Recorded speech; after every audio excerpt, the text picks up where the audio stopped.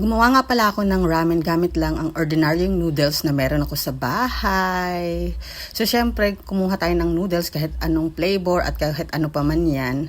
And then, meron tayong onion leeks, optional. And then, syempre, egg. Bali, nakalimutan ko nga pala dyan yung mayonnaise. Sayang naman, mas masarap sana. Pero, masarap din naman. So, ayan. Dapat yung egg yolk lang ang kukunin natin dyan kasi hindi natin kailangan ng egg white para mas creamy. And talagang naalala ko talaga yung mayonnaise. Sayang, hindi ko naalala. Pero, ayan.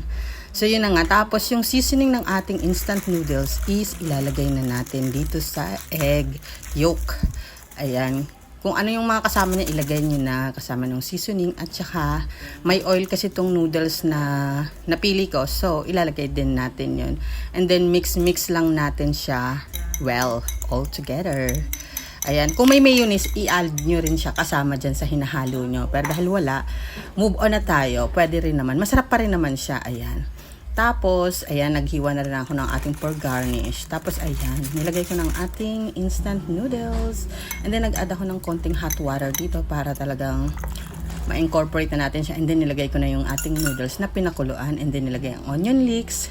And yung ating boiled egg. So, syempre, dahil ramen to, kailangan may boiled egg para masarap tingnan, appetizing. Kasi ganyan ang kanyang plating, diba? Ayan. Tapos nag-add tayo ng konting chili oil and fried garlic. O, diba? Sobrang sarap niyan. Ang creamy niya. Grabe. Ordinaryong noodles lang magiging ganyan. So, next time, gagawa tayo ng Korean noodles talaga. Tapos, hindi na natin kakalimutan ng mayonnaise para masarap. O, diba? Ang creamy niya kahit wala yung mayonnaise. Pero kung gagayahin nyo to, ilagay nyo yung mayonnaise, mas masarap for sure. Yun lang. Thank you for watching. See you on my next food vlog.